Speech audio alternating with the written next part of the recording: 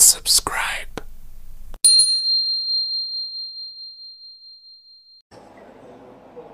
Hukum merokok. Saya pribadi ya, kalau berbeda pendapat ya saya hargai, silakan saja. Tapi saya pribadi mengatakan haram. Haram saya pribadi. Kalau antum percaya dengan saya, ya antum tinggalkan rokok. Tinggalkan. Apa dalil yang menjadikan? Tolong sampaikan pada saya saja bukti, satu saja yang menguatkan pada saya bahwa rokok itu bisa halal. Halal itu kan artinya nggak ada masalah, hilal muskilah, nggak ada masalahnya. Tidak menimbulkan masalah, tidak madarat, tidak melanggar unsur yang bisa menyebabkan jatuh hukum-hukum yang sifatnya kemudian mencegah dari keburukan. Baik, mencegah dari keburukan, segala yang halal pasti baik. Baik dari segi hukum, baik dari manfaat, baik untuk kesehatan kalau itu makanan, baik untuk fisik kalau itu pakaian, baik untuk kehidupan kalau itu sekitaran dalam kehidupan kita. Sekarang persoalannya, tolong tunjukkan pada saya di mana sisi baik rokok yang dipandang secara objektif itu baik. Mana baiknya? Kalau rokok itu baik, antum boleh nggak anak antum yang 5 tahun dikasih rokok? Katanya baik. Antum sih nggak membolehkan anak antum merokok. Kenapa antum merokok? Bikin? Dan antum sepakat bahwa rokok itu kan ada racunnya. Di dalam rokok itu ada sesuatu yang berbahaya. Antum yang merokok, Masya Allah, menebarkan juga racun untuk orang lain. Dan penghisap itu kan lebih banyak ya negatifnya dibandingkan dengan perokok aktifnya. Perokok pasif itu lebih berbahaya. Dan sudah banyak penelitian di situ. Maka kalau saya pribadi mengatakan rokok haram gitu kan. Jangan membunuh jiwa sendiri dengan keadaan yang demikian. Kalau antum masih mau mengambil yang lainnya, ya itu terserah antum pribadi. Ya, tapi kalau antum bisa merokok misalnya sampai malam ini, saya katakan pada antum, kalau antum mencintai kita semua, berhentilah antum merokok. Simpan. Ya, setiap antum merokok, Masya Allah, setiap mau merokok, antum bikin kotak aja dulu. Kalau bisa kotak kayak akuarium. Simpan. Ya, terus kebiasaan antum merokok, begitu kemudian ingin beli rokok, antum ganti Bismillah, masukkan ke akuarium itu. Bismillah, masukkan lagi. Bismillah, setiap mau merokok, berlindung kepada Allah, ya Allah jauhkan saya, Allah dari rokok, jauhkan saya. Minta, bertekad, tapi konsisten. Ya, begitu uang siap diberikan, masukkan akuarium. Lihat dalam setahun. Begitu setahun, bisa beli motor antum. Buka akuariumnya, antum lihat. Ternyata kebiasaan merokok itu, ketika antum simpan, hasilnya bisa bermanfaat lebih untuk antum. Ya, jadi saya mohon kepada antum semua, kalau merokok lebih baik berhenti saja. Kalau ada pendapat lain, itu pendapat masing-masing. Tidak harus dan saling berselisih di situ. Jelas ya? Ustadz nggak merokok aja, nggak tahu caranya merokok. Ya memang saya nggak merokok, kan? Apa yang mau dipaksakan di situ? Mas bro, adek-adek berhenti kau merokok. Kau merokok itu memperkaya orang Yahudi. Kamu benci sama 9 naga. Kamu maki-maki 9 naga, tapi kau kasih uangmu. Itu yang kaya 9 naga itu kan dari rokok. Siapa yang paling kaya di antara mereka? Pengusaha rokok. Jadi kalau kalian mau hukum mereka, ndak usah maki-maki. Berhenti kau rokok. Berhenti kau merokok. Habis mereka. Berhenti nabung di konvensional. Habis mereka. Ndak usah maki-maki. Bukan begitu orang Islam. Ndak usah hina mereka. Ndak. Kau tarik semua uang dari bank konvensional. Berhenti kau merokok. Habis mereka. Dari mana mereka ambil kredit? Dari uang kita. Nabung kita 1 juta, nabung kita 500.000, ngumpul 1 Indonesia, itulah diambil kredit untuk usaha mereka. Coba kalau kau ambil semua uangmu di bank besok, goyang mereka. Tidak ada mau beli rokok, berhenti beli rokok. Ini yang perokok, bapak memperkaya Yahudi. Yahudi dapat beli rokok, uangmu yang 20% itu dia kirim, dia belikan senjata untuk tembaki orang Palestina. Maka kalian yang merokok sesungguhnya menembaki orang Islam sendiri. Kau ditanya nanti di akhirat. Kau sudah disampaikan Ustaz Dasar. Kenapa kau tidak dengar itu? Tidak bisa berpikir saya kalau tidak merokok Ustaz. Bohong! Oke, ini kan berikutnya adalah mengenai, ini penting nih. Merokok. Apa sih menurut Ustaz hukum merokok bagi umat Islam? Masih banyak nih Ustaz-Ustaz yang merokok. Saat saya kuliah di Al-Azhar Kairo, Mesir, muftinya namanya Syekh Nasr Farid Wasil. Syekh Nasr Farid Wasil mengeluarkan fatwa rokok haram. Syekh Andi Jum'ah, mufti Mesir, rokok haram. Mufti Saudi Arabia Syekh Abdul Aziz Ibnu Baz, rokok haram. Fatwa Muhammadiyah, rokok haram. Fatwa MUI, rokok haram bagi ibu hamil. ibu menyusui, laki-laki yang sakit, anak-anak. Adapun yang sehat, kata dia tidak sampai haram, makruh. Ustaz sendiri, saya tidak merokok. Pernah merokok dulu waktu masih muda di pesantren, diajak kawan cabut. Masa kita udah anak muda nggak merokok, nggak jantan loh. Tunjukkan merah. Begitu sudah merokok, lewat kiai. Mana dia bisa lihat kita? Gak lama setelah itu mundur mobilnya. Kiai turun, merokok ya? Merokok? Kawan saya yang satu ini orangnya pengecut. Merokok? Enggak. Ketika bilang enggak, itu asapnya keluar.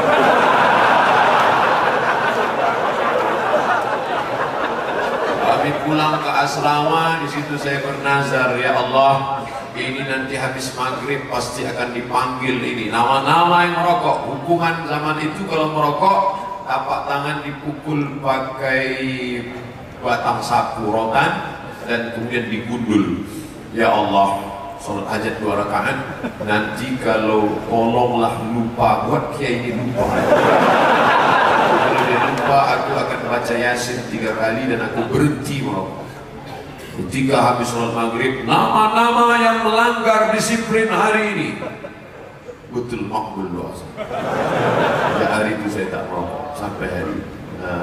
Ada kawan saya, ketua majelis ulama di salah satu kota Dumai di Riau, namanya Ustadz Kiai Haji Lukman Syarif. Kata Kiai Haji Lukman Syarif, seorang kiai, di belakang rumahnya ada pohon nanas, ada pohon ubi, ada pohon jagung, ada pohon tembakau. Suatu malam datang segerombolan babi.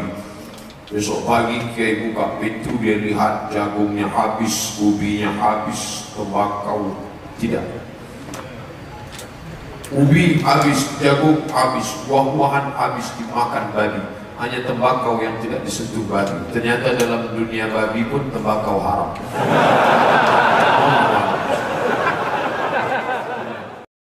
Di antara upaya pembelaan diri yang dilakukan mereka para perokok, mereka mengatakan, bukankah tidak ada dalil yang melarang rokok? Mengapa Anda mengharamkannya? Bukankah rokok tidak ada di zaman Nabi SAW? Berarti hukum asalnya tidak dilarang. Baik, kita layak bersyukur. Setidaknya dengan pernyataan ini berarti kita sadar akan pentingnya dalil. Anda beralasan rokok tidak ada di zaman Nabi SAW. Mengapa harus dilarang? Mari kita merenung sejenak. Coba kita bayangkan, andai rokok itu ada di zaman Nabi SAW, ada di zaman para sahabat, Anda tarik ke masa silam benda ini, rokok. Siapakah yang kira-kira layak untuk menghisapnya? Di zaman beliau ada banyak jenis manusia. Di sana ada Nabi SAW, manusia paling baik. Ada Abu Bakar As-Siddiq, ada Umar, ada Utsman, ada Ali, para sahabat yang lainnya, radhiyallahu ta'ala anhum. Sebaliknya di sana ada Abu Jahal, ada Abu Lahab, ada orang-orang jahat, gembong-gembong musyrikin. Di sana ada Abdullah bin Ubay bin Salul dan orang-orang munafik, orang-orang Yahudi yang tinggal bersama Nabi SAW di Madinah. Coba Anda bayangkan, Nabi SAW merokok. Sebelum berkhutbah, beliau rokok dulu. Beliau habiskan 1 batang rokok, kemudian beliau ceramah. Kita bayangkan Abu Bakar As-Siddiq, para sahabat, mereka duduk bersama Nabi SAW sambil merokok di emperan Masjid Nabawi. Coba kita bayangkan. Rasanya sangat sulit sekali membayangkannya. Berbeda dengan jenis manusia kedua. Abu Jahal, Abu Lahab, Umayyah bin Khalaf, orang-orang jahat musyrikin, mereka kumpul bersama orang-orang musyrikin yang lainnya, kemudian sambil merokok, kelepas-kelepus layaknya lokomotif, sambil mengumpat kanan kiri. Kita bayangkan. Kita bisa dengan mudah membayangkannya. Atau Abdullah bin Ubay bin Salul bersama para orang-orang munafik, orang-orang Yahudi. Mereka merokok di kebun kurma sambil merencanakan makar untuk mengecaukan Madinah. Ba'al-bul, asap menyelimuti mereka. Kita bisa dengan mudah membayangkannya. Coba kita bertanya, mengapa yang satu kita sulit membayangkan, sementara yang satunya kita bisa dengan mudah membayangkannya? Nah, jawabannya tepat sekali, masalah karakter.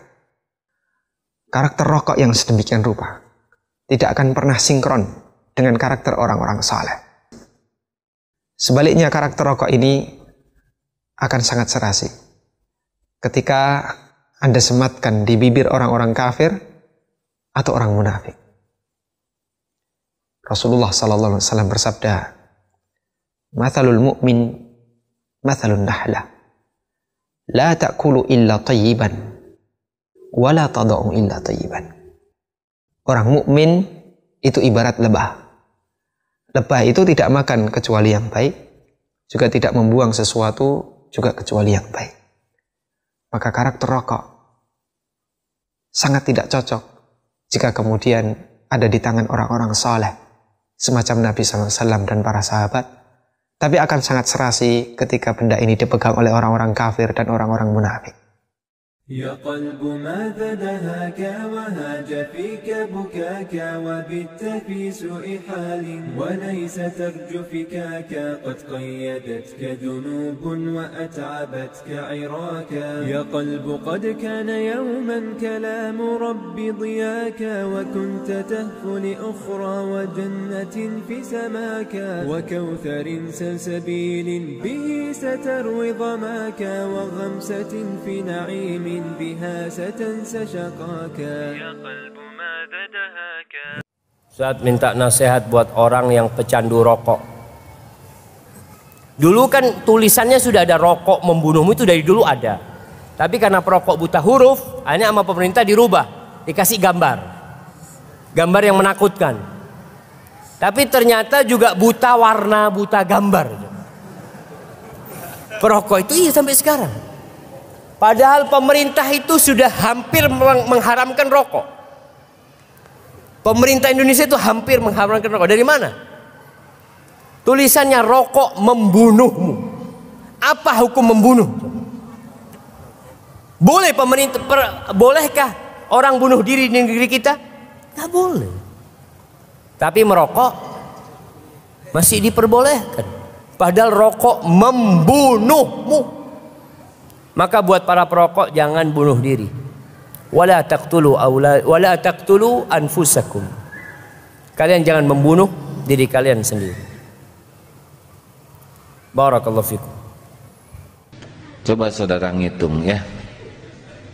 Ini udah berkali-kali ceramah ini. Masuk ke saku kanan 10.000, ke saku kiri 1.000. Lagi Jumatan ngantuk, refleks karena dia nyari tiang. Kotak infak dia lewatkan sambil masukkan sesuatu. Keluar dari masjid sebungkus, dia panik, astagfirullahaladzim. Kenapa? Kenapa? Salah masuk. Jadi yang masuk berapa ke masjid? 10.000. Rencananya tuh memang jujur sih jujur hadirin. Ini terpaksa diulang-ulang. Sekali merokok 10.000, sebulan 300.000, setahun 3.600.000. Pengajian malam Jumat, Jumatan 1.000, sebulan 4.000, setahun 48.000. Merokok 3.600.000. Bayangkan, Jumatan 48, merokok 3 juta. Jumatan. Jadi siapa ini Tuhannya? Allah atau rokok? Gampang lihat. Dia lebih berjuang untuk siapa? Dia lebih gigih berkorban untuk rokok daripada kepada Allah. Dia lebih ingin dekat dengan rokok daripada ingin dekat dengan Allah. Dia lebih takut jauh dari rokok daripada takut jauh dari Allah. Kalau udah rokok, udah jadi ilah ini, udah jadi Tuhannya. Makanya saya berani sumpah nih, demi Allah, orang yang menuhankan rokok tidak akan pernah dalam hidupnya tenang. Allah tahu, kecuali dia nyedot Tuhan palsu. Gelisah. Coba saudara lihat para perokok tuh, enggak ada yang hidupnya tenang. Udah mah saya mikir ya, tengah rokok teh. Benar. Dan memang kalau dilihat perokok tuh seperti yang kurang normal cara berpikirnya. Masa sudah disedot, tiup, sedot, tiup. Kan seperti yang kurang kerjaan, yang aneh. Coba saudara perhatikan para perokok tuh ya. Orang yang nggak punya kerjaan, sedot, tiup, sedot, tiup. Harusnya kan dikunyah rokoknya. Dah, berhenti para perokok. Mau apa? Kalau rokok bagus, pasti tulisan di bungkusnya bagus, ya kan? Madu menyehatkan badan, metabolisme tubuh jadi baik, sel-sel darah merah meningkat. Habatus sauda, sunnah Nabi. Wah, segala itu bagus. Air rokok apa? Merokok menyebabkan kanker, serangan jantung, impoten, gangguan kehamilan dan janin. Ini barang apa ngaco gini? Kalau barang ini benar pasti tulisannya benar. Dasar racun ya. Makanya heran gitu orang yang merokok tuh normal tidak berpikirnya ya. Benar? Terpaksa saya keluarkan nih cerita pabrik rokok, keluarkan jangan Ustadz Fuad. Ustadz ceritakan jangan nih, nunggu izin dari Ustadz Fuad. Kan pabrik rokok ngumpulin karyawan. Saudara karyawan ada yang mau nanya, bos saya mau nanya, silakan. Bos kan punya pabrik rokok, tapi kenapa bos saya lihat nggak pernah merokok? Anak-anak bos tidak ada yang merokok. Bahkan saya lihat keluarga besar bos juga tidak ada yang merokok. Kenapa bos? Gitu bosnya. Pakai mata kamu, baca. Merokok dapat menyebabkan kanker, serangan jantung, impoten, gangguan kehamilan dan janin. Ngerti? Mau apa kami jadi orang kaya kalau kami penyakitan? Ya kanker, ya jantungan, ya impoten. Pikir dong oleh saudara. Benar juga ya bos. Tapi kenapa bos masih bikin rokok? Rokok tuh dibikin buat yang gak bisa baca, ngaco gitu kan. Ya selamat bertafakur hadirin. Udahlah teman-teman, daripada pakai ngerokok sedekahkan. Nanti oleh Allah dicabut rasa enggak enak. Ya bilang aja gini kepada Allah, ya Allah kan maha mendengar. Ya Allah, saya mau berhenti merokok. Engkau tahu saya ketagihan merokok. Ini uangnya saya sedekahkan ya Allah. Tolong cabut rasa ketagihan saya. Bismillahirrahmanirrahim. Lihat ya Allah. Enggak usah ngomong gitu, langsung aja ya. So. Coba.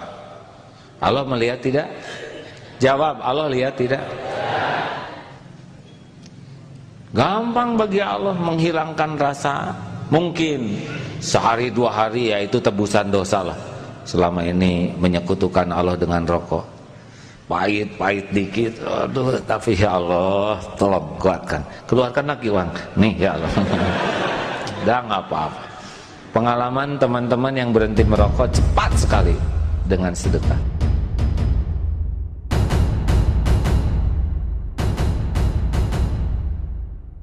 Like and subscribe.